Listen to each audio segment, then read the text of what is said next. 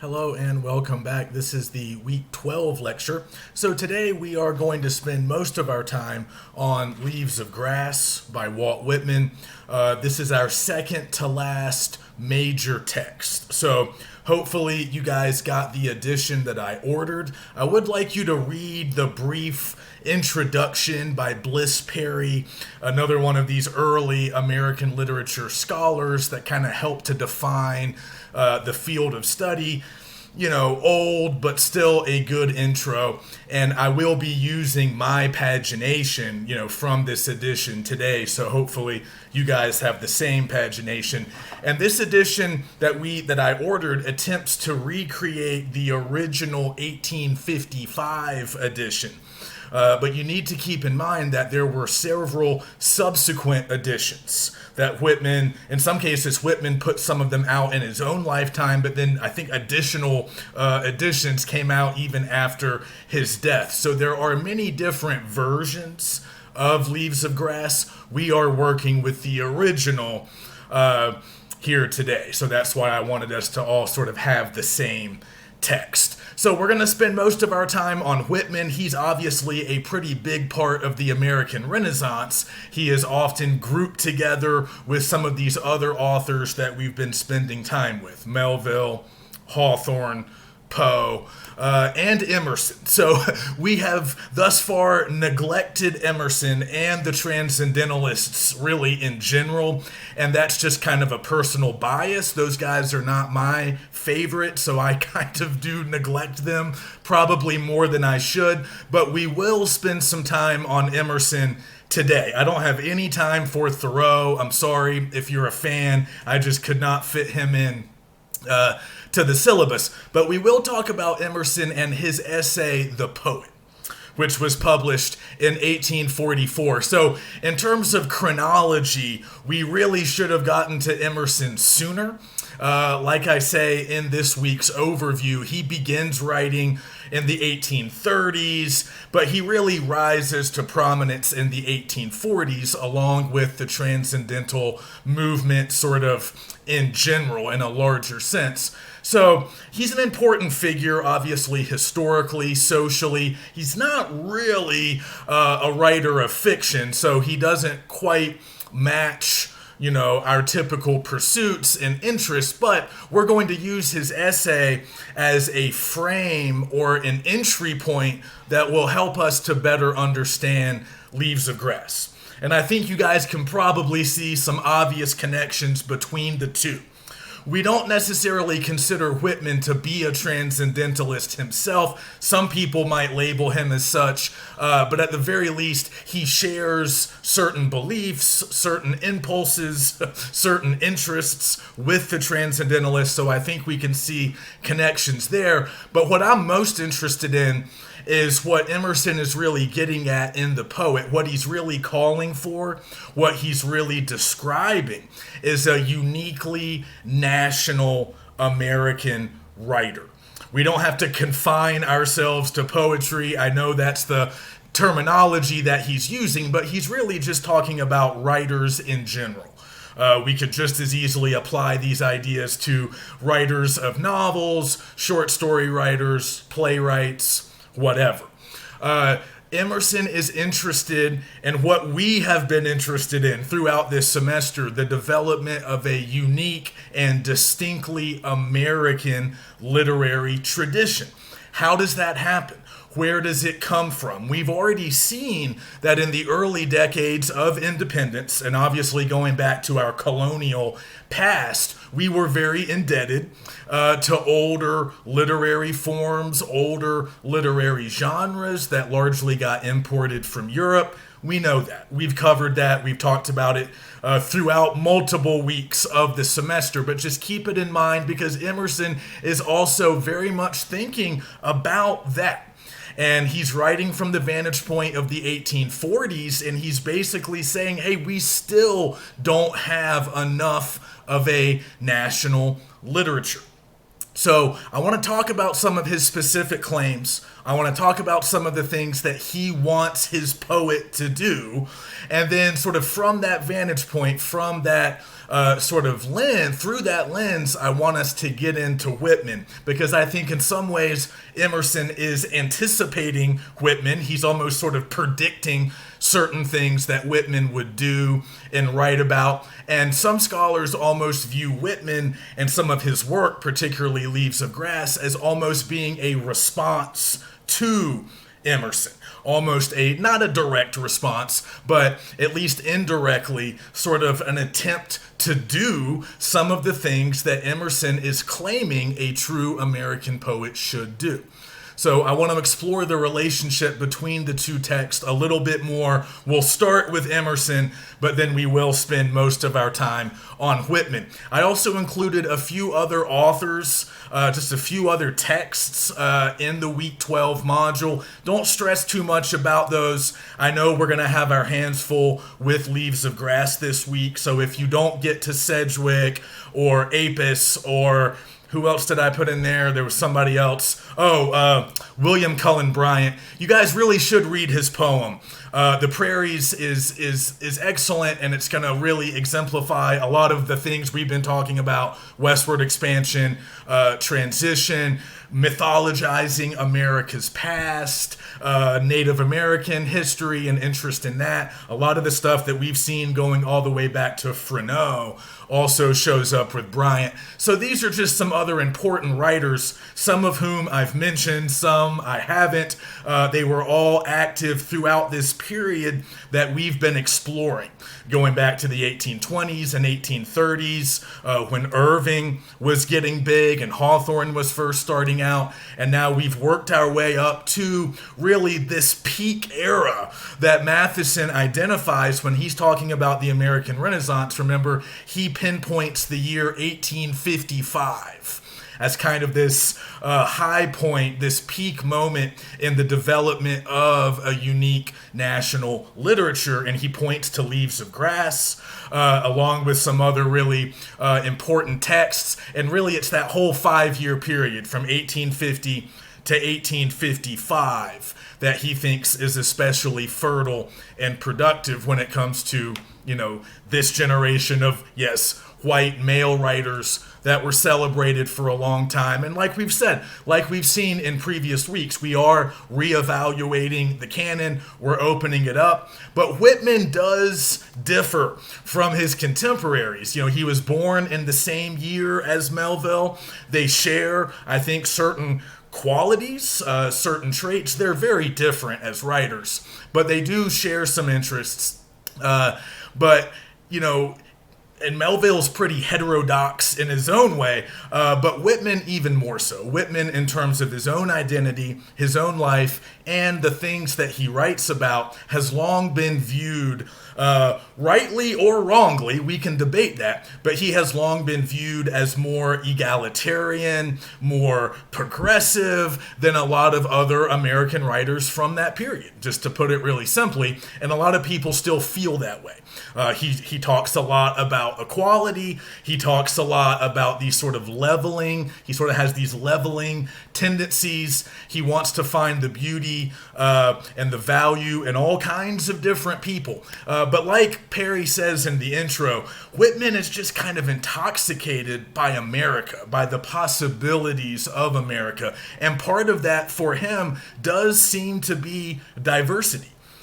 He really is interested in the diversity in the America that he lived in, which was overall probably a little less diverse than our current America, but he's very attuned to different walks of life, different kinds of people. These are some of the things that we typically like about Whitman, so we can talk about some of those things. And, he, in some ways, he's kind of a hard writer to approach. This is a hard text to approach. It is large. It does contain multitudes. It's relatively lengthy for 1 week, and I do recognize that. I would like you guys to try to get through the entire text this week, but if it spills over into week 13, that's okay. Just remember, we are starting on something new, Blake, our final major text, next week, but we're going to spend 2 weeks on Blake.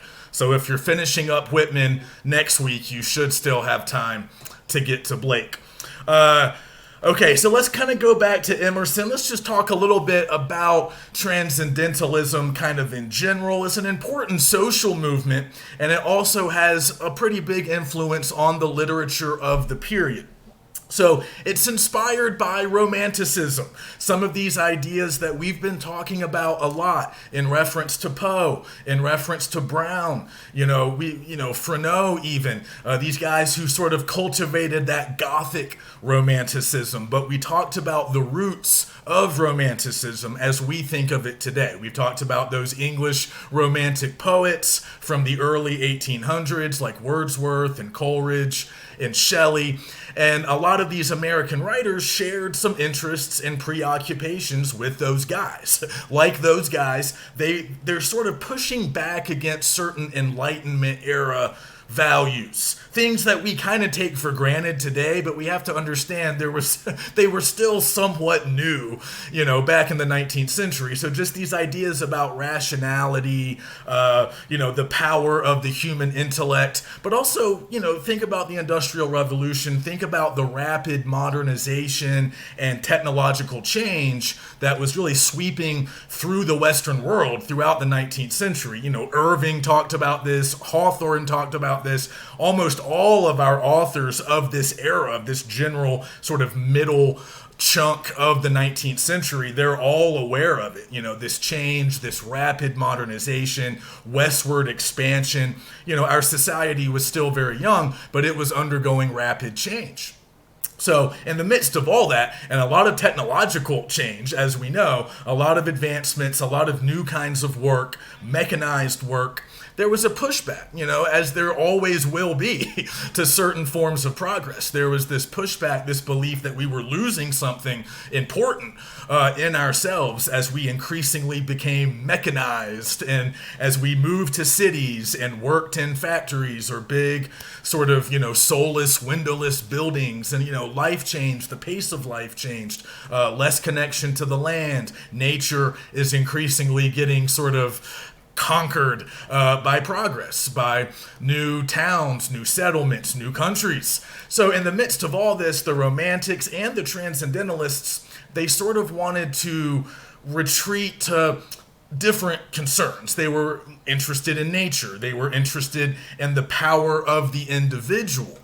So for the Transcendentalists, they really are sort of transcending, the physical world, the material world.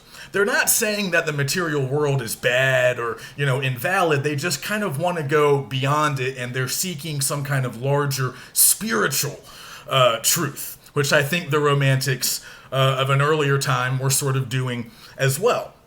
So they're interested in sort of finding different types of divinity in nature.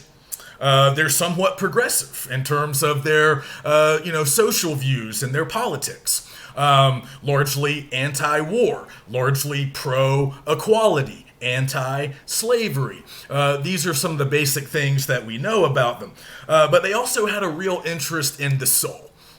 And this idea that we need to sort of value and sort of cherish the power of the human soul, the power of the individual, but they also have this notion of the oversoul. And Emerson writes about this. The oversoul, kind of a tough concept to explain. I'm no expert in their school of thought, but the oversoul, my understanding of it is like it's this divine spirit that really sort of pervades the whole human race. We all have it inside ourselves. It encompasses all of the individual souls in the world. So it unites us all.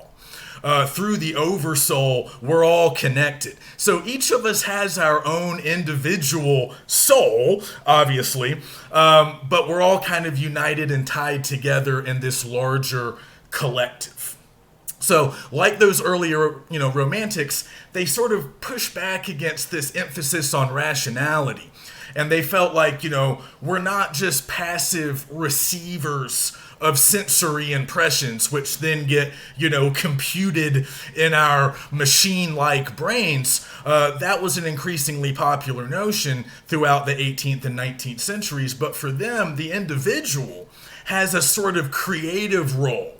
in interpreting and understanding sensory impressions or the world around us. So that's partly why they were so interested in nature. Let's get out there in the natural world, and let's use our powers of imagination, our own creative faculties to arrive at larger truths. Let's appreciate the natural world, the material world, even.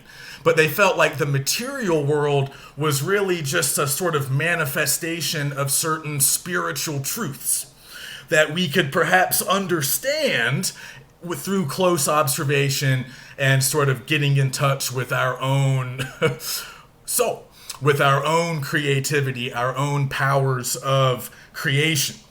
So they thought spiritual truth could always be found behind material things. And like I said, the material world was just manifesting certain spiritual truths that all of us could sort of understand on an individual basis through this kind of communing with nature, but we were also connected. The soul is immortal, it's beautiful, and it connects us all.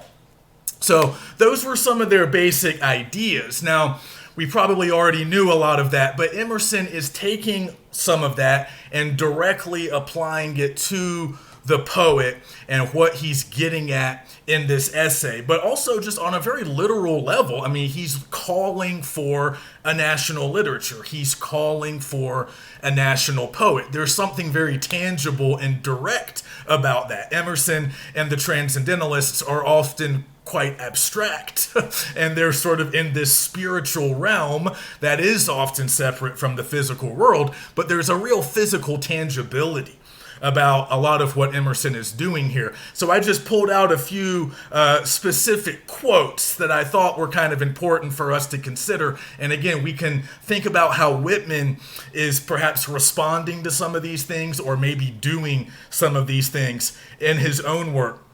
So the first quote I pulled out, very much what we've been talking about in the past. Emerson says, "We do not with sufficient plainness or sufficient profoundness address or chant our own time and our own social circumstances."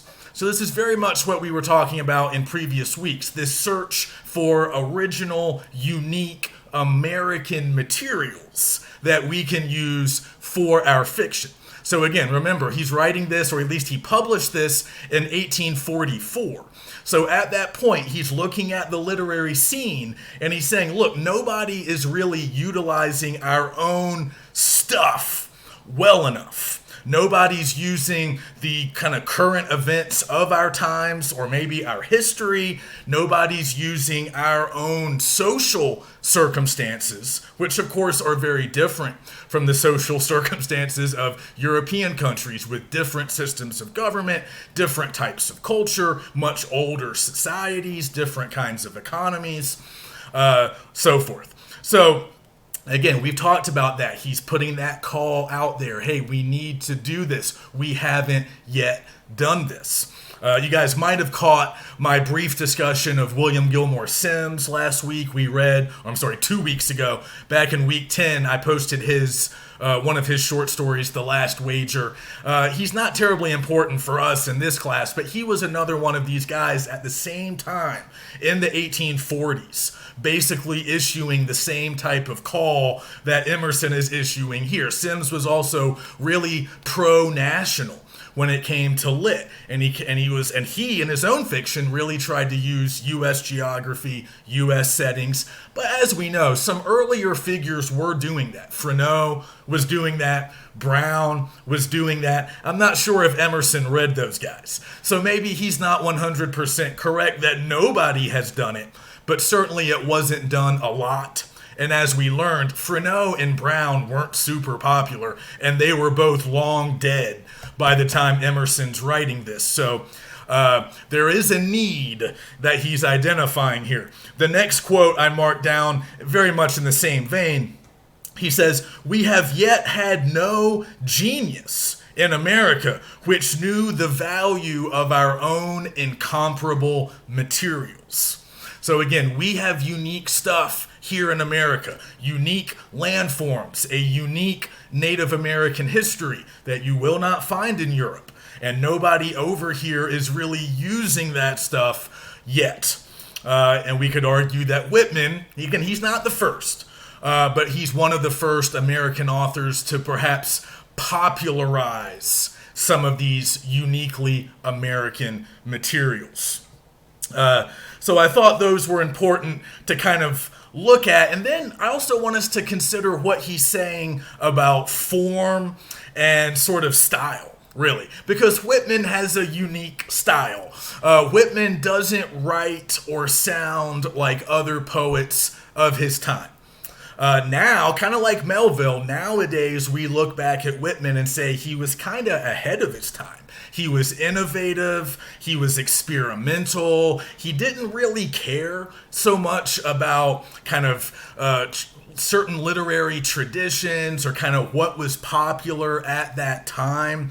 He was doing something else, and it wasn't always appreciated greatly during his lifetime, but certainly later we've come to see it as kind of modern and innovative and, helping to set the stage for stuff that would come later. So Emerson seems to kind of anticipate that with the following statement. He says, "It is not meters, but a meter-making argument that makes a poem." I think this is really important when we consider Whitman. Emerson's basically saying it doesn't matter, how you do it. The meter, the form, the poetic form, the structure, the traditional literary form, none of that stuff matters so much as what you're saying. It's more about the argument that you're making. What is the substance of your text? What are you getting across? And again, if you look at Whitman, he's not really obeying any traditional poetic form. I know we've talked a little bit about poetic form in this class when we were discussing Poe and the Raven. So I probably bored a lot of you by talking about trochaic octameter and the different meter and rhyme schemes that Poe is using in The Raven. We don't have to rehash that, but just keep in mind, and you probably already know this, that in the 19th century, and even into the early years of the 20th, most poets would have operated within what we call closed forms of poetry. The sonnet, the ode, the sestina, all of these different types of poems that were all defined by different meters and mostly different rhyme schemes. That's typically how we define poetic form or closed form. These are just things that give the poem a certain organizational structure. So again, usually it's meter or rhyme, but sometimes it might be stanzaic organization or like number of lines per stanza. But there's some kind of pattern, there's some kind of structure at work in traditional poetry. And again, that usually means meter and rhyme. Maybe not both, but there'll usually be at least one, if not both. But we know, if any of us reads poetry today, in the modern day, we know that a lot of poets don't necessarily feel confined to those closed forms anymore. Now we have a lot of what's called open form or free verse poetry, where you don't have to adhere to any particular meter or any particular rhyme scheme. Sometimes these poems might almost look a little bit like prose. They might almost read a little bit like prose. Sometimes they're still noticeably different, but free verse, free being the key word. You can kind of do whatever. And it's more about the message. It's more about the meaning, not so much about meter, rhyme, and stanza. So that's kind of what Emerson is getting at here, I think. He's saying, look, the style doesn't matter. Your meter doesn't matter. It's your argument that matters. And I think we can see Whitman kind of playing that out. Whitman is writing in free verse. It's very unwieldy at times. Now, he does use what we would call certain aspects of traditional poetic language. He does use strategic repetition. I do think he uses things like alliteration and assonance to maybe create some internal rhyme, but he almost never has end rhyme, and he almost never really has a discernible meter. In some of his shorter poems that we see towards the end of the collection, we might see more recognizable form. But certainly in Songs of Myself, which comprises most of the volume, it's pretty wide open. And that's increasingly how poetry is written today.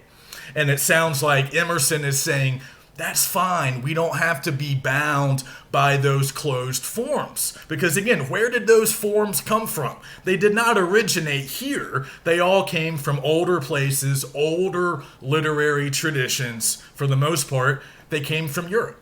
So Emerson's kind of saying we don't necessarily need those anymore. And also, Emerson's big on organic sort of creation.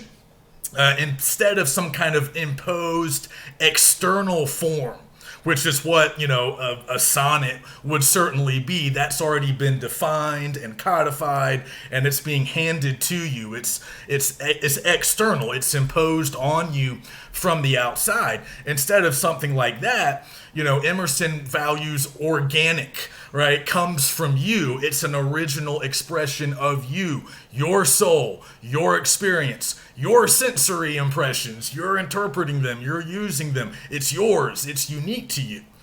It grows from you in a natural way. We don't necessarily want those external restraints or those external forms being imposed on us. That's the old way. Maybe we want something different, something new. So again, he kind of values intuition, organic thought, and organic creation is sort of valued over, again, certain Enlightenment ideas about reason and the sort of power of the human brain, the mechanistic power, but also he's kind of pushing back against literary tradition, which is also kind of an American thing, right? We're going to do it our own way. We're going to do it in a new way. That applies to a lot of walks of life. In America, I think he wants it to apply to literature as well. So the power of imagination and organic expression are far more important than adherence to tradition or certain structures and styles. But he's also making some big claims. In some cases, we'll hear these claims echoed in Whitman. So we hear Emerson basically say that the poet should be representative of all men. He stands among partial men for the complete man. Now, I'm not quite sure I know what that means, but he does make this basic claim that the poet should have this really important representational mantle and not just represent certain types of people. But again, this is kind of that egalitarian impulse, right? Let's make art for everybody. Let the poet speak for everybody. And Whitman certainly seems interested in doing that. Whitman speaks very explicitly about wanting to represent everybody, man, woman, rich, poor, white, black, Native American, whatever. Now, we can debate how effectively he does this. It's certainly an open question as to whether Emerson or Whitman really meant it when they said, we want the poet to represent everybody, or is their notion of everybody still somewhat limited? That's an open question, and we can certainly talk about it more. But there is this sort of egalitarian impulse that we see in the text, right? Let's make it accessible. Let's make it for everybody. Let's speak for everybody. And that's kind of novel, a little bit different than how literature had previously operated for most of recorded history. So again, this idea that the poet should be able to speak to really all aspects of human experience. And Whitman makes that point a lot in his poetry, trying to imagine different experiences, relate to different experiences, and speak for different kinds of people. Another one that I really liked, the final quote I think I have from Emerson is a great one. The people fancy they hate poetry, and they are all poets and mystics. So if you guys can find that, that's near the end of a paragraph, and it should be highlighted in red if you're looking at the link I sent you.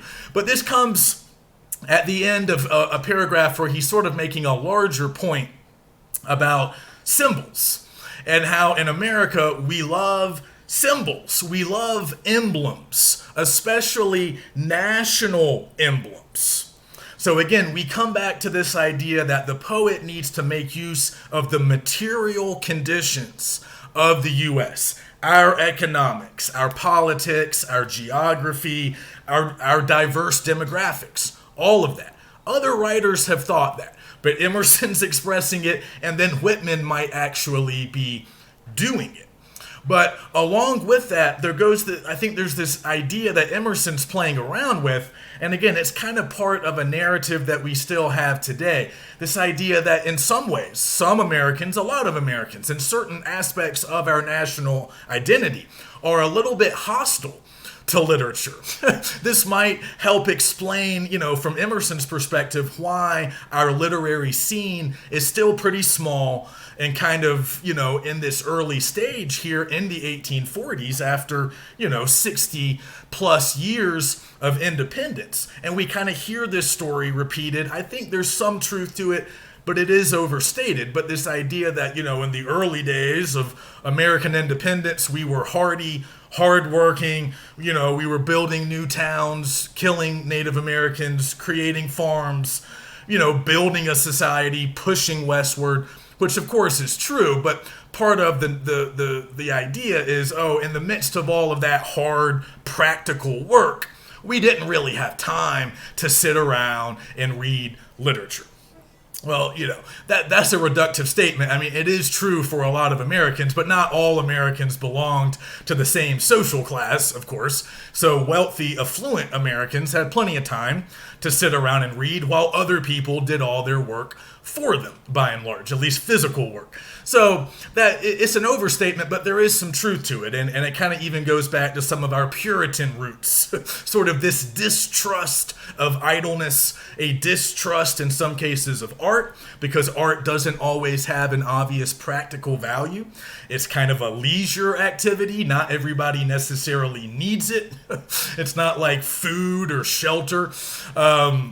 So there is this kind of distrust that we can trace all the way back to our early colonial past. I think that's true. But what Emerson is saying is, we need a poet to kind of speak to the masses, because the masses already have an impulse towards poetry, really, because we love symbols, we love emblems, so we're already more receptive than we think to good, accessible poetry or literature more generally. We just need the right poet to come along and create it. So if you look at what he's saying here, the people fancy they hate poetry, and they are all poets and mystics. So earlier in that paragraph, he's talking about symbols that we love, symbols that mean a lot to Americans.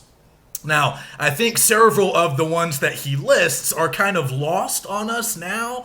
Like, I don't know what he's talking about with Lynn and the shoe. He's talking about cities, I think in Massachusetts. Lowell, I think, and the loom. Lowell was a big manufacturing center in Massachusetts. Maybe they made shoes in Lynn, and Salem is associated with ships. Maybe the whaling industry or just nautical affairs more generally, but I'm not quite sure I get all of the symbols that he's mentioning. The cider barrel, the hickory stick, not really sure, but those would have made sense to people back in the 1840s, and we do recognize some of these symbols even today. The log cabin, he mentions that. I mean, I think even today, that's still kind of a symbol. I think we still kind of understand what the log cabin represents, what that image represents. The frontier, right? Living on the edge of the wilderness, taming the wilderness. Again, to kind of harken back to our older national mythology. I mean, it's still with us, but I think we question it more now. But some of these older narratives about, the inherent good of westward expansion and Native American conflict, right? Because those things are evoked by images of the frontier. But that log cabin makes us think of, I don't know, intrepid settlers going out there, cutting down trees, and creating a new life, a new society, right? That is very much ingrained in our national mythology. So that's still operative. And then he also mentions in that same paragraph palmettos, or the palmetto. And this might not have meant much to most of you, but it meant something to me. This is a symbol, the palmetto. It's a tree, of course, but it is a symbol that's still very powerful in the place I come from, in the state of South Carolina. So I don't want to get too far into this. It's not important to most humans on Earth, but it just exemplifies what Emerson is talking about. So I don't know if anybody's ever seen the South Carolina state flag, but the palmetto tree is featured very prominently. So obviously that tree is native to the place, but it took on symbolic importance after the American Revolution, because there was a fort right outside of Charleston built with palmetto logs, and the American soldiers in that fort were able to survive and repel repeated British bombardment as the British were trying to take Charleston. You know, they were bombarding the whole area by sea. Charleston's an old colonial coastal city in South Carolina, and this fort was right off the coast of Charleston. And these brave Americans, outnumbered, outgunned, with the protection of those palmetto logs, which turned out to be really great at resisting cannonballs. I don't know why, but they are. So the Americans lived, and it's a big thing, and they're heroes. Okay, great. So every school kid in South Carolina learns that story. I've obviously forgotten some of the details, but the guy who led that garrison, that fort, William Moultrie, his name is on all kinds of places in the area where I'm from, in the Lowcountry. My mom used to work at Moultrie Middle School. So this history has not gone away, right? It's taught, it's commemorated in a lot of different ways. And one of the ways it's remembered is all this iconography involving the palmetto tree. If you ever go to South Carolina, you will find the palmetto tree on all kinds of things, on merchandise, on shirts and shoes, and, lanyards for sunglasses. It's on billboards, it's on the sign for businesses, and it's on our flag. So that's the kind of symbol that Emerson's talking about. We love that stuff, right? Americans love symbols that have some kind of cultural or historical significance. And of course, symbolism is a big part of what we normally call poetic language. So he's saying, look, all you guys that love symbols, we love emblems, right? So we're already predisposed to appreciate good poetry. Poetry written for everybody, written from a national perspective, because we're already big fans of certain kinds of language, certain kinds of figurative language that will be found in poetry. So it's kind of a larger point that gets a little tenuous, perhaps, the more we think about it, but just his basic idea about the importance of symbols in America. I think that's still very true. Think about how many symbols we still have and treasure. The American flag functions as a symbol.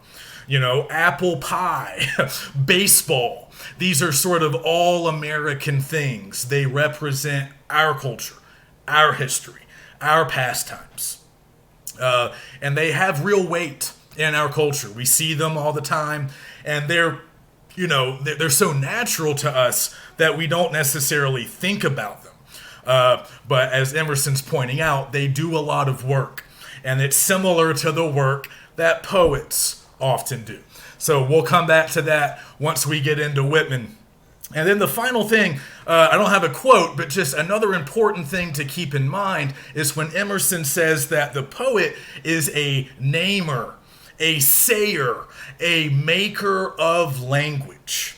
This is a really important point as well, and once again, it applies to Whitman. Whitman's obviously writing in English, just like many writers before him. All of the writers we've looked at this semester, with the exception of our first one and the Native American folktale performers. But what was that? Yeah, so English, obviously, but the vernacular. That's what you need to remember on the language point. Common speech. The speech of everyday Americans. That's largely what Whitman is using. The vernacular. Common speech. And as we've already seen throughout this semester, that's not necessarily what a lot of other writers were doing. So part of what makes Whitman very important to us today is some of his stylistic modernizations. So again, we talked about the free verse, but also just his diction, the way he captures certain patterns, certain slang terms, and other aspects of common American speech as it existed right here at the midpoint of the 19th century. So when we compare him to his American Renaissance bros, his contemporaries, we're going to notice that they're not really doing that, are they? Melville, Poe, Hawthorne, they're not really using the vernacular of the 1850s. Now, I would argue that sometimes they do when they're delivering dialogue. In certain cases, they'll make their characters speak in a realistic way. But typically their narrators will have a more sort of old-fashioned, ornate style that would have been more typical of the earlier 19th century and certainly the 18th century. So, you might have gotten bits and pieces of the vernacular. And again, they were obviously writing novels and short stories. They weren't doing what Whitman is doing here. They wrote poetry, but not like this. So there is that to consider as well. But Whitman's just more interested in common speech because, largely, he's more interested in common people, regular people, working class and middle class people. So he's interested in their experiences, and he's also interested in how they talk, the jobs that they have. He's very into occupations, but he's also very interested in language and the nature of language. And of course, language is changing along with everything else throughout the 19th century. We're beginning to see the real crystallization in that development of unique regional dialects, right? What we now think of as different accents. That stuff is beginning to become more and more noticeable by the middle of the 19th century. So we saw it a little bit with Hooper.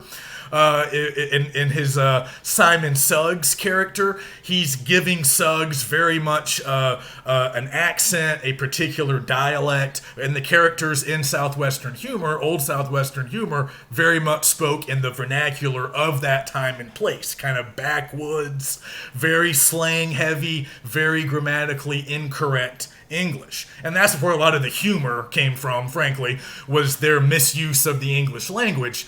Because even with that old Southwest humor, there was that distance. Like, the narrator never spoke like that. The narrator would always be an educated gentleman, sort of observing these bumpkins who lived and talked very differently. But see, Whitman doesn't want to maintain that kind of distance. Whitman wants to be right there with the common people. He considers himself to belong to their ranks. So there's no ironic distance. He's not looking at them from some perch high above. So that's important too. He's very much interested in leveling some of these distinctions. But we're not going to see this development so much in this class, but just keep in mind that what Whitman is doing in the 1850s, using a more realistic style, really trying to capture how Americans spoke, moving away from those older, more florid styles that, again, were kind of handed down to us from earlier periods. Think about the way Brown wrote. Think about the way Irving wrote. Even think about Hawthorne. And some of the more recent stuff, Poe and Melville as well. It all feels pretty old-fashioned to us now. We can obviously still understand it and appreciate it, but Whitman is helping to move us forward. So in terms of stylistics, so after the Civil War, as you guys will probably observe in Nick's class in the second half of 451, increasingly American literature becomes more realistic, both in terms of subject matter and in terms of writing style. We're doing away with some of those old-fashioned, ornate aspects, and we're doing more to capture the vernacular. So Mark Twain is well known for doing this. Other American authors of the late 19th century do this. And it's often thought of as kind of a response to the Civil War. Like, we're very disillusioned. We're kind of done with some of these older sort of traditions that had given us a lot of our previous literary styles, because the war kind of obliterated our belief in some of these nice romantic notions. So we want a leaner, more muscular, more realistic style. And again, Whitman's he's on that vanguard. I mean, he's on that cutting edge. He's doing it before it kind of became a thing, before it became sort of more of a trend several decades later. So we can keep that in mind as well. All right, so let's just go ahead and jump into Whitman. I can't really do it justice here. Like I said, it's a long text, and I know it's tough to get through in a single week. So I'm just going to point out some interesting ideas, some interesting passages. I'm also going to talk a little bit about one critic in particular, this guy Andrew Lawson. You don't have to read anything by him, but I'm going to lean very heavily on some of his research and some of the work that he's done on Whitman concerning class. I think social class plays an interesting role in this text, but then we can just sort of talk about it in more general terms, and I'll jump around and share a few passages that you might want to revisit. But before we get into it, let me just point out that, I know the way it's presented here in the 1855 version makes it seem like this is all one long poem, consisting of many different parts, but most scholars today consider this to really be a collection of different poems, which are all pretty similar in terms of thematics and stylistics, but slightly different in other ways. So we don't have these individual titles in our edition, if you got the one that I ordered. So I just wanted to give you the titles that scholars and critics frequently use when talking about Leaves of Grass. Now just remember, there's not really a consensus on this. So some Whitman scholars and some American lit scholars will reject these titles, these headings, and they don't want to use them. Others insist on using them. I don't really have a super strong opinion one way or the other, but I do think it helps just to read it. It helps to have these breaks, these kind of notions of standalone text, because I do think there are some differences that we can track. So we start with a preface in prose. So you might notice that the preface is not delivered as a poem. It's just, it's like an essay. It's in terms of format and structure, a little bit like Emerson's The Poet. So it's just a kind of lengthy introduction to the text written by Whitman in prose. But he gets into a lot of important ideas there. He's really kind of setting the stage and trying to kind of, I think, highlight some of his big occupations, some of his key interests and concerns and larger ideas that are going to be at work throughout the text. And again, it's like critics have said, he's expressing just sort of his excitement in America, right? He calls America itself, the U.S. is a poem.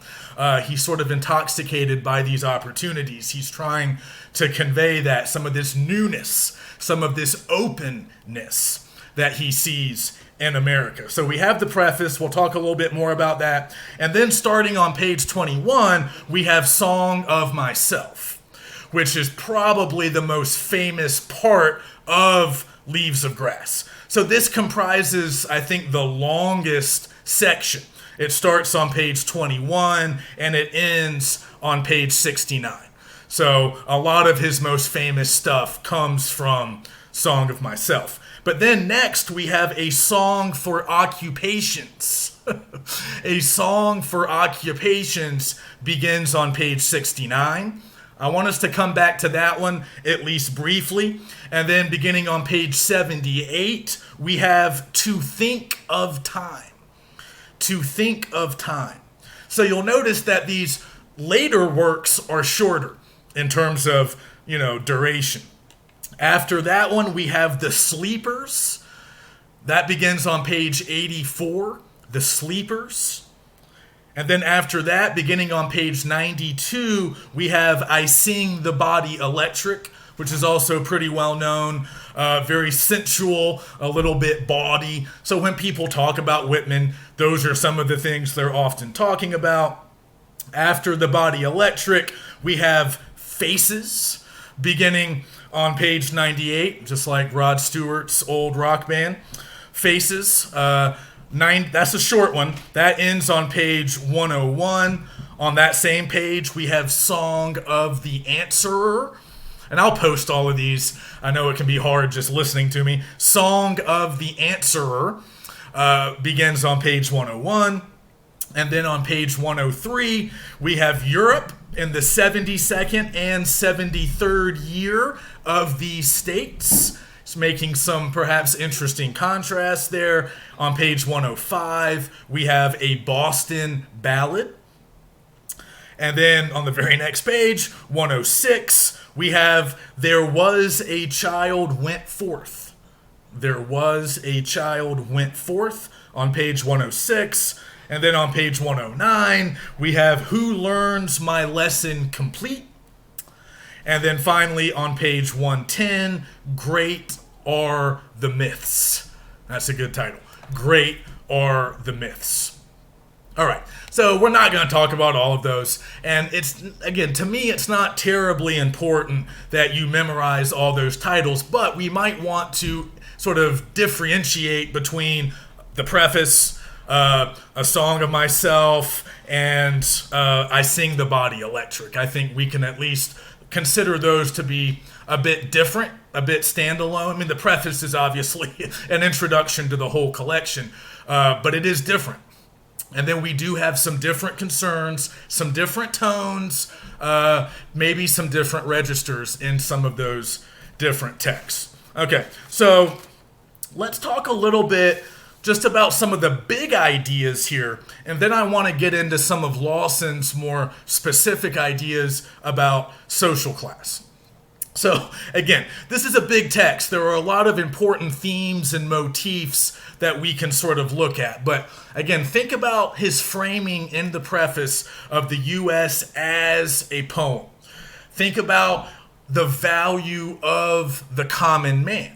So we've already been talking about the vernacular, the idea that the poet should represent everyone. How does Whitman express that? How does he express the idea of the poet being a common man in many ways? You can also look for evidence of some of these transcendentalist notions because some of them do turn up. Spirit over substance.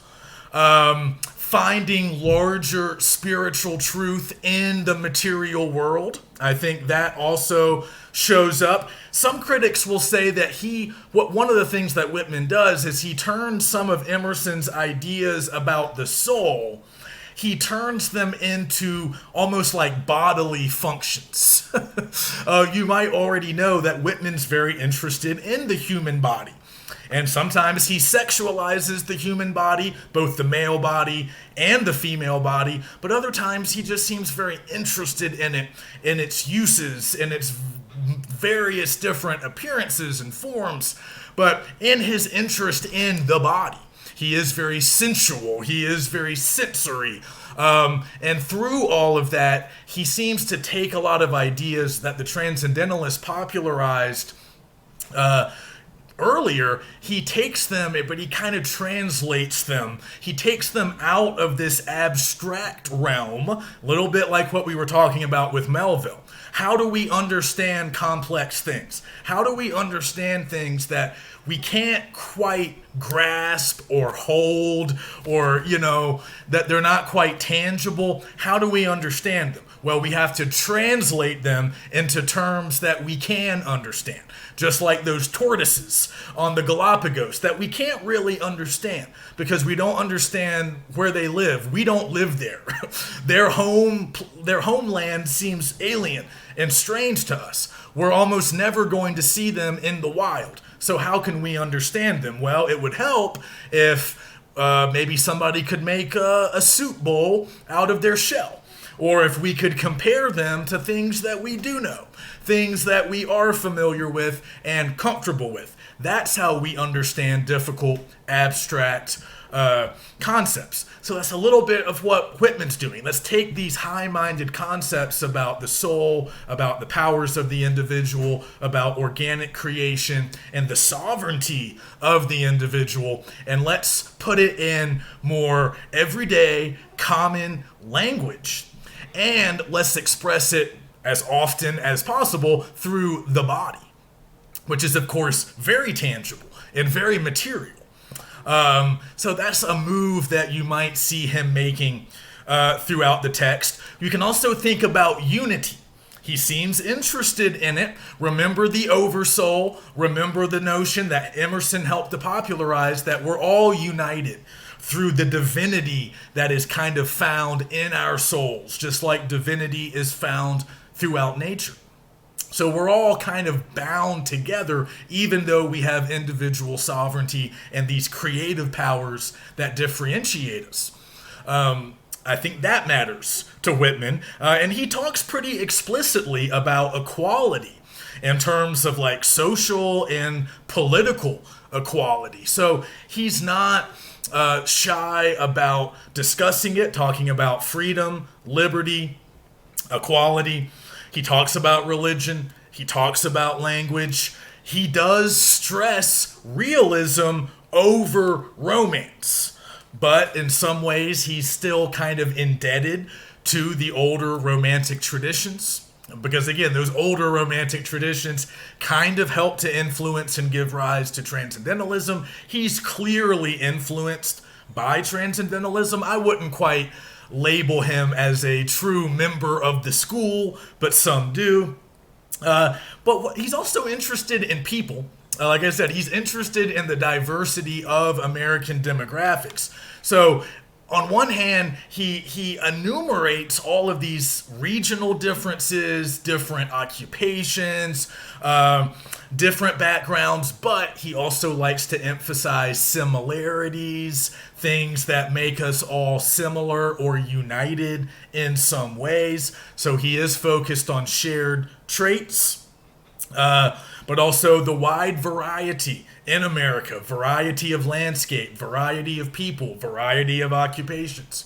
All of that seems interesting and sort of inherently valuable to him. Again, these are the American materials that Emerson wants poets to use. But as we know, again, this kind of is a little bit like Poe and the macabre. That's all anybody wants to talk about. When it comes to Whitman, most people just sort of want to talk about Whitman and sex and Whitman and desire. He is interested in bodily desires. He is very interested in bodies. And like I said, sometimes that interest takes a sexual form. Many people are interested in Whitman's sexuality. And he certainly seemed to possess a relatively fluid sexuality. We don't know exactly. I've never talked to Walt about it. But what scholars and critics have largely assembled is this kind of theory that, again, they didn't have the same vocabulary back then, but many people now would say that Whitman would probably qualify as bisexual. I think his biographers think that he had sexual relationships with men and women. I don't know what Whitman would have, what language he would have used, what title or term he would have used. Perhaps he would have found it futile to label his sexual identity. I don't know. But that is one of the reasons we see him as a little bit different than some of his contemporaries, some of his peers. He's exploring different kinds of identities, certainly different sexual preferences and the identities that revolve around those. He's exploring different gender identities. He's interested in women's perspectives and women's experiences, I think in ways that many of his peers were probably not. So yeah, he is celebrated for some of those reasons. He also seems interested in raising up African Americans, Native Americans, other marginalized or oppressed groups.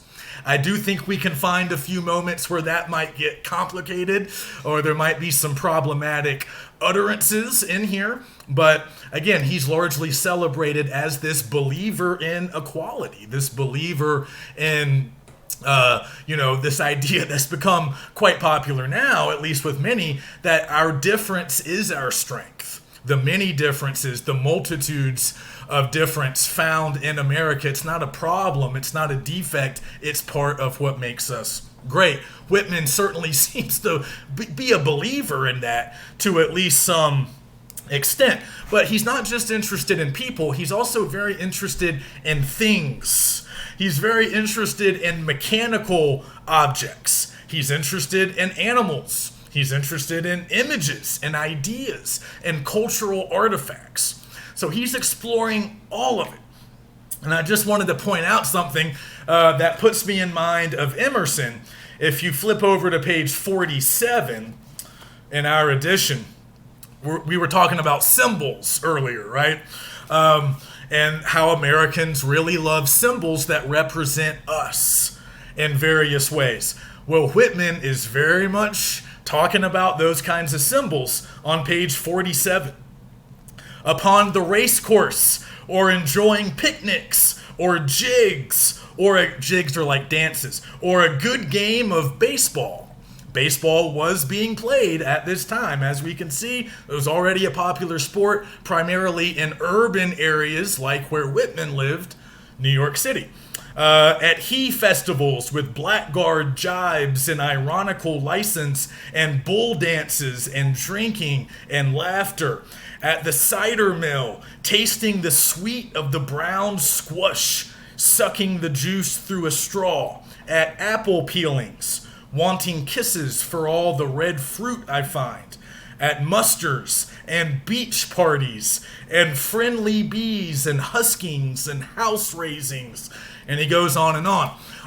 So clearly there is some sexual imagery that we could unpack there. I think it's probably significant. But I just was struck by baseball, the cider mill. Again, we don't really have cider mills anymore. But thinking about apple peelings or just like, bobbing for apples or some of these things that we might still do, beach parties, all of these things that represent America. These are you, and he mentions horse racing. I think earlier we saw that in Brackenridge. So again, he's not the first writer to focus on uniquely American activities and pastimes. We talked about it with Brackenridge. Elections, horse races, and I don't know, just like getting drunk seem to qualify for Brackenridge as like normal American pastimes. And some of that shows up here, but now Whitman's adding a few more to the list. Baseball, house raisings. Again, that was an important community event in like early America when everybody comes together to build a new house, and now they're officially sort of getting it up and ready to be habitable. So again, this is about community.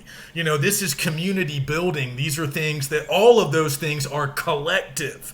You wouldn't do any of those by yourself, probably. You would go to a game or to a cider house festival with people, right? You would go to a beach party or a house raising with other people.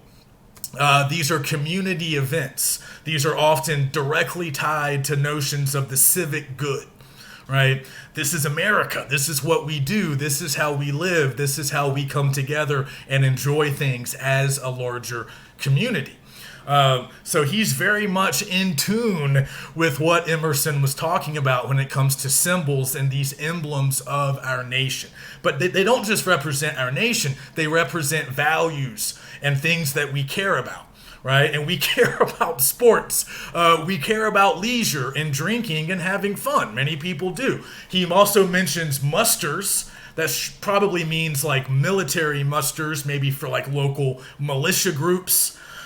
We still have those today, for better or worse. The parties, all of this stuff, it taps into certain community values. They don't just represent the country, they represent what we care about, or at least, things that might have been important back then. Some of those things are still important today. Sports certainly are. I would also argue, though, of course, our values have changed. But like I said before, think about his interest in work. Think about his interest in class. So if we look at a song for occupations, and again, this is a little bit separate from Song of Myself, a little bit separate from I Sing the Body Electric, some of his interests seem to shift a bit. So I would argue that in a song for occupations, he's really focused on like certain market forces, different jobs. I mean, obviously he's thinking about occupations, but if you look, for example, like on page 74, at times it just looks like he's cataloging various items or objects, but everything in this section is really geared towards work, industry, practical use, right? The gears of the market, the wheels of industry are turning. And he largely seems to celebrate that.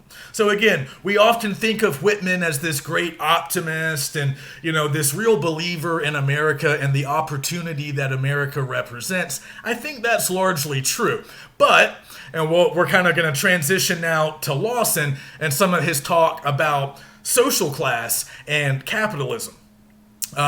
We don't need to get too deeply into it, but one astute observation that Lawson makes is if you look at some of the shorter pieces in the text, I think he says everything that comes after I Sing the Body Electric, he says there's kind of a darker tone. There's a little bit more darkness in terms of the imagery, some of the subject matter, and maybe some of the larger messaging. That indicates that Whitman isn't completely on board with some of the changes that might have been sweeping through the U.S. at this time, some of the economic and social changes in particular. There was a lot of instability. And we know we're only about 5 years shy of the Civil War breaking out. So not just new economic uncertainty for certain people, but obviously a lot of political uncertainty. The rumblings of war could already be heard. There's a lot of, various, conflict. So we can maybe see Whitman tapping into a little bit of that as well.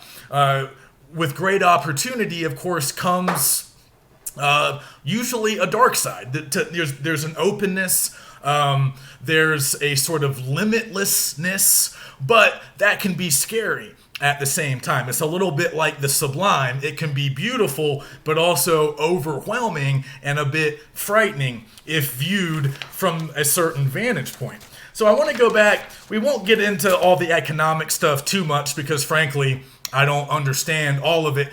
But Lawson starts with this really cool comparison of two pictures. And one of the pictures is in our edition. So if you guys flip about 3 pages in, like right where the title page is, facing the title page, you have this drawing of Whitman. And this picture appeared in the original 1855 edition of Leaves of Grass. So Lawson starts with this picture. And he says, just take a look at the picture. Whitman looks very casual, doesn't he? He looks like a common, regular guy. And that's very much, according to Lawson and other critics, that's very much deliberate. This is very much part of how Whitman packaged himself, how he created this sort of persona around himself in the 1850s. But Lawson points out that the persona kind of changes. So over time. So if you look at the cover of our book, we see Whitman as like Father Time, like he's the old man with the long beard. So clearly he ages and looks different. But the point Lawson makes about that picture of young Whitman is that the way he's portraying himself is very much in line with what Emerson's talking about, this idea that the poet should represent the masses. The poet should be a common man so he can speak for everyone. So notice the way Whitman is dressed in that picture. We see a plain shirt, open at the collar, not at all formal or dressy. And he also has a hat sort of perched at a jaunty angle. And just look at the way he's standing, with one hand on his hip, almost kind of leaning to one side. Again, he looks casual. He looks like a guy you might just see in passing on the street.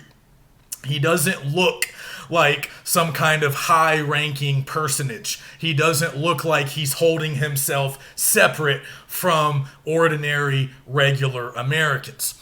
But then Lawson shows us a picture from 5 years later. So in 1860, we get a new edition of the book, and Whitman provides a new picture.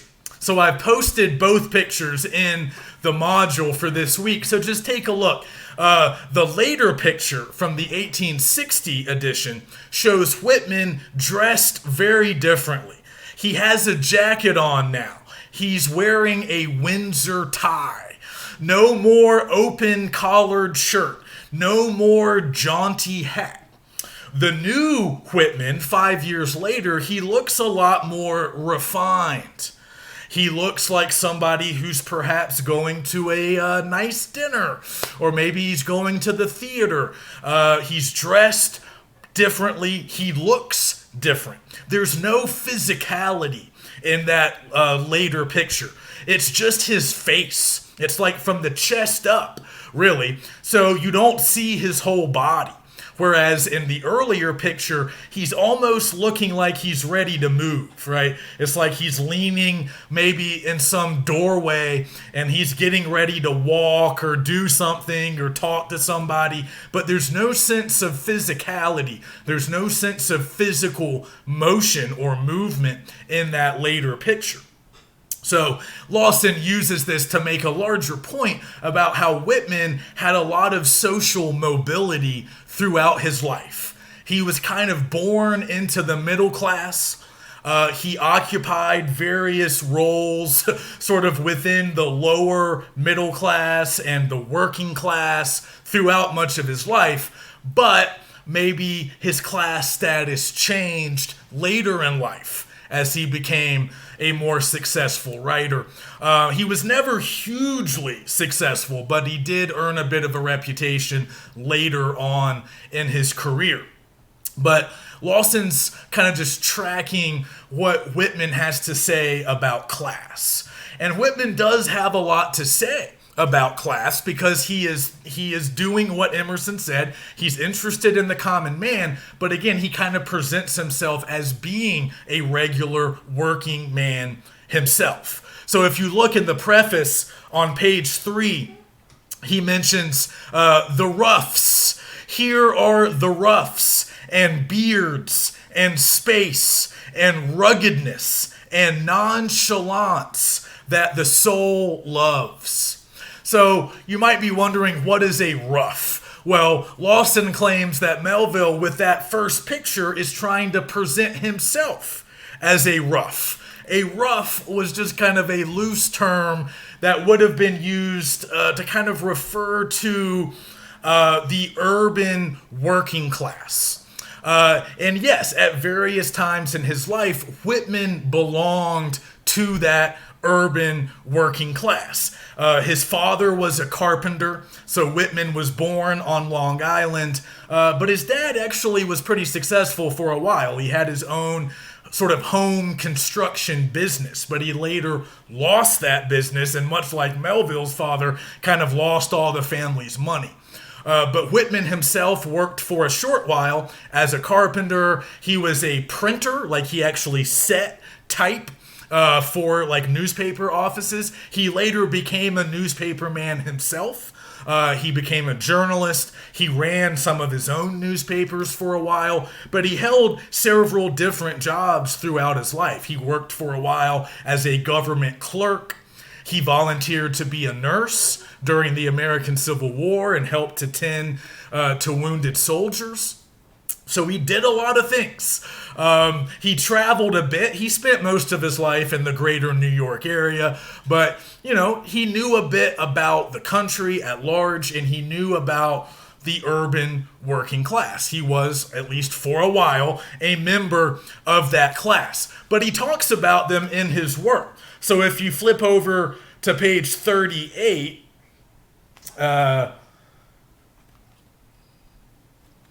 if I can find this. Sorry, I got lost for a minute. I'm trying to find. Oh, yeah, here we go. Towards the bottom of page 38, Walt Whitman, an American, one of the roughs, a cosmos, disorderly, fleshy, and sensual, eating, drinking, and breeding, no sentimentalist, no stander above men and women or apart from them, no more modest than immodest. So, again, he mentions the roughs, and he's explicitly calling himself one of them. Notice he says he's not a sentimentalist. There was kind of this idea that sentimentalists and perhaps other older types of writers held themselves separate from their characters. Maybe they were above their characters, passing judgment on them, or maybe they were just separate and apart from them. But Whitman's saying, not me, I'm with the people. I'm with them, I am one of them. If you go to an earlier passage, page 29, the very bottom of page 29, I am enamored of growing outdoors, of men that live among cattle, or taste of the ocean, or woods. Going on to the next page, of the builders and steerers of ships, of the wielders of axes and mauls, of the drivers of horses. I can eat and sleep with them, week in and week out. So I think he does mean sleeping with them in a literal sense here. He means I know these people. I can sleep in the same place as these people, eat with these people, spend time with these people. I understand these people. They're my people, right? He's enamored with them. He admires them, but he also positions himself as one of them at various times. And at the very least, he is not above them. He is not separate from them. They are not objects of amusement. For him, he speaks for them. He speaks for everyone. He represents all Americans, and they represent those kinds of men. They were largely men. They represent important values or important beliefs about America. So he's talking about a class of workers in this passage when he's talking about the steerers of ships or the people who work in the woods, all of this stuff. He's talking about a class that we now refer to as jolly fellows. And that was a term sometimes in use in the 19th century as well. This referred to men, almost always men, who lived and worked in what we would call homosocial spaces, meaning spaces dominated almost exclusively by men. There were no women, and there were usually no children. So these would have been like mining camps, lumber camps, railroad, like the guys building the railroads or digging canals. A lot of work that was frequently associated with the frontier, westward expansion, making it safe for future settlements. So Whitman is very much celebrating these guys. He's saying, I like these guys. I can hang out with these guys. I get these guys. Sailors and, the guys clearing the forests. They were celebrated in a lot of popular fiction in the 19th century, but there was sometimes a kind of ironic distance. Again, not unlike what we saw in Old Southwestern humor, not unlike what I described with Leatherstocking in Cooper's frontier romances. Yeah, we need guys like these. We need guys to clear the wilderness, but they're kind of rough and tumble guys, right? They're not always fit for polite society. So that's the other side of Jolly Fellows that wasn't always explored as much back then, but it's become more interesting to historians and critics now in the modern day. We increasingly look at these homosocial spaces as being incredibly violent, incredibly unstable, because in these environments, these kinds of men who did work very hard and they had often very dangerous occupations, they would often engage in binge drinking, fighting, all kinds of disreputable, leisure activities. And that would often lead to behavior that would not have been considered acceptable in New York or any city or town in America. But on the frontier, in these exclusively homosocial spaces, it was just the norm.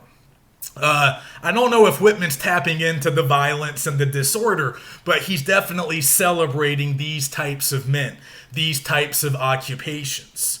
And that was a part of popular culture, but again, he's helping to define a sort of unique strand of our mythology. He's helping us to tap in to certain romantic notions of certain types of people, certain types of jobs. And I don't think we've lost that completely even today.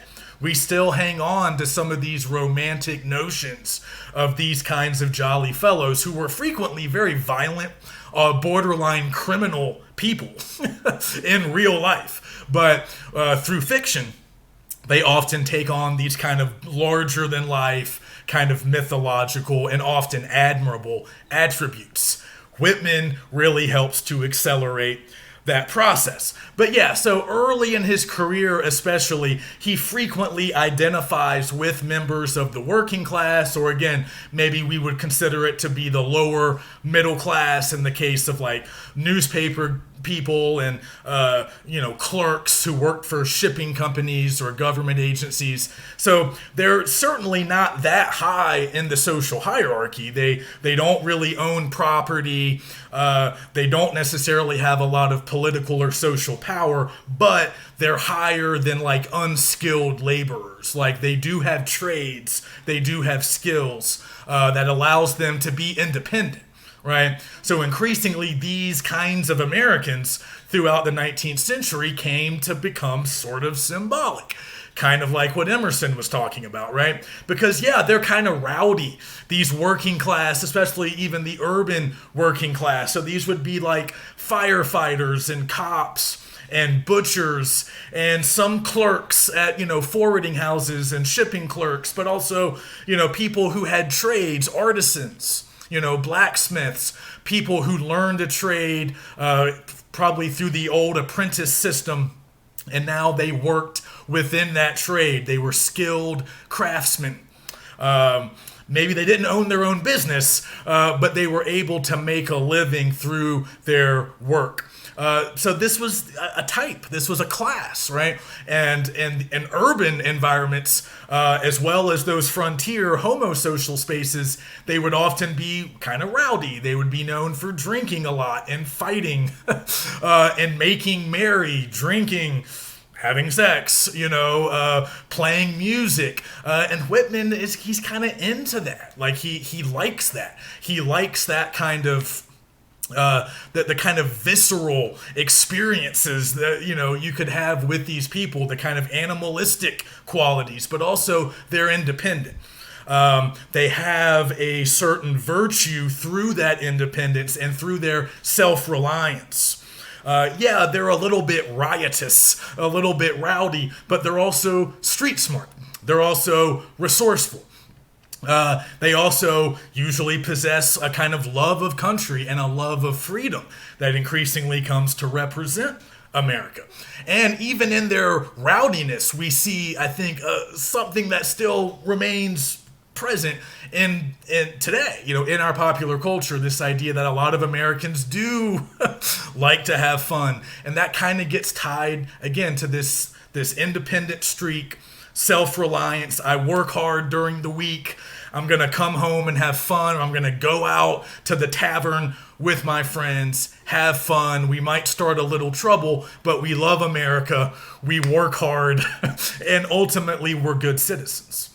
So this is kind of the mythology that Whitman is helping to create. But Lawson, the critic, talks about another thing that runs through Whitman's work is changing economic circumstances. So we won't get too far into this because, again, this is not an economics class and I don't really understand all of Lawson's points.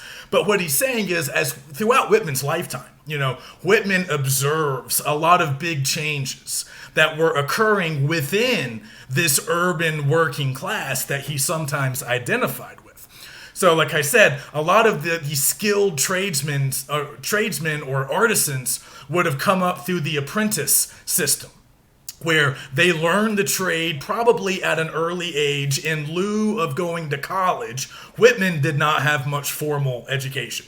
He didn't go to college. He was working in newspapers by the time he was 19 or 20. This idea of kind of learning on the job. And then when you kind of grow up, you hit 18, 19, you can strike out on your own. But there were usually a lot of local relationships and kind of this concept of fair price or just price, where you could kind of negotiate the sale of your services through a handshake and kind of a personal relationship with your customers. Again, this harkens back to kind of an older pre-capitalistic way of doing things. And Lawson points out that as Whitman enters adulthood, this whole way is changing, right? And we're getting more of a modern market economy, where a lot of the things of Whitman's youth are being replaced, right? We have a new sort of market society, this idea of exchange, this idea of wage labor and market value. Now the value of the product that you make is not just a result of your handshake agreement with your neighbor. Now the market, these unseen market forces, are helping to determine the value of what you skilled tradesmen, what you produce, what you create. This is kind of a new way of seeing business. This is a new way of seeing economics. And it was somewhat destabilizing for certain members of the urban working class for multiple reasons. In some cases, they were no longer as independent, right? Because now they're at the mercy of market forces. Now they might become somebody's hourly employee. Now they're working for the man for a certain amount per hour. So they're losing some of that independence, some of that fierce self-reliance that that had earlier defined the class. Now we're seeing that begin to change a little bit. And furthermore, with mechanization and all these advancements in industrial technology, some of the jobs that had previously existed no longer exist, because now we have machines that can do that stuff. And that's a process that, as we know, continues to the present day. So Lawson just makes this larger point that there's a lot of economic uncertainty and a lot of instability that Whitman kind of comments on, often obliquely, in his texts. So, we're transitioning into this new market economy. So a lot of these old systems are going by the wayside and new systems are coming into play. So he says, for the most part, Whitman is pretty pro-capitalism and he's pretty pro-marketplace. And we do see some moments, I think, in the text where that's kind of reflected. He uses this language a lot, like at the top of page 30, right after that section on the Jolly Fellows. He says, "What is commonest and cheapest and nearest and easiest is me. Me going in for my chances, spending for vast returns." So he's using this kind of economic language, this language of the marketplace, to sort of serve as a shorthand, I think, for opportunity, openness, and again, a certain amount of independence. You can kind of plunge into the market as an individual actor, But you might not always be able to control everything that happens to you. So there's also this kind of other side of the coin, this anxiety, this economic anxiety. And I think a lot of us can understand that. I've experienced it in my life, this idea that what's going to happen next, right? Am I going to have a job after I graduate? Will my job still exist in a couple of decades, right? So Lawson and other critics point to some moments later in the collection where we see this anxiety show up in the text, a certain amount of uncertainty about our economic future and these market forces that have such a big influence on who makes it and who doesn't. So Lawson claims that some of the anxiety shows up in what he calls Whitman's unsettling eroticism.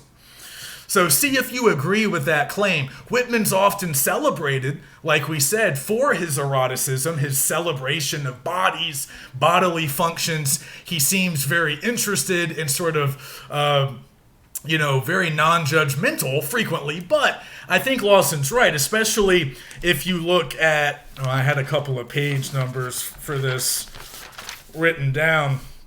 But yeah, maybe on page 84, 87, I think we see some examples of what Lawson calls sort of destabilizing eroticism or destabilizing sexuality.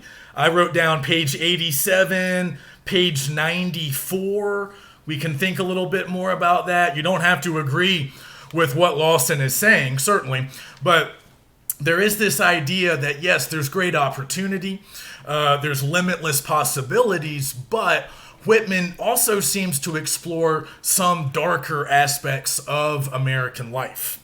So see if you can spot those moments and see if we're getting a contrast or decide what we need to do with that contrast. But also think about this spirit of inclusion and equality. Do we agree that they seem to permeate the text? So again, I marked down page 34, page 56 as places where he seems to be explicitly talking about equality and inclusion. And again, some would even connect this to the emerging market economy and capitalism sort of writ large, this idea that anybody can make it with a certain amount of hard work and determination. But again, it's more complicated than that, right? Because there are social factors, there are circumstances that might affect your ability to make it. So is Whitman also aware of those? And in all of his interest in social classes and the working class and jolly fellows, do we see an awareness that some of those men, some of those classes might be getting left behind? Is he aware that entire classes of marginalized or oppressed people, non-white people, non-hetero people, are getting left behind? Non-males, obviously. Again, he seems aware. He makes certain statements, but is he backing up his large ideas with the work? Like, is he really getting into these notions of equality, or is he just sort of paying them lip service? And yeah, look for other examples of spending and exchange. Lawson claims that there's a lot of metaphorical use of these kinds of terms, right? Spending, exchange, plunging into a new market, a new economy, a new country, new opportunity. See if you can find other examples. But again, we see capitalistic activities sometimes depicted favorably, but do we also see them sometimes depicted as being potentially destructive? Okay, so I've gone on long enough. I look forward to reading our discussion posts, and that's it for Whitman. We should really spend 2 weeks on him, but we need that time for Blake, because Blake's a longer text. It's a novel. It's our final major text. So we're going to spend 2 weeks on it, and we will get started next week.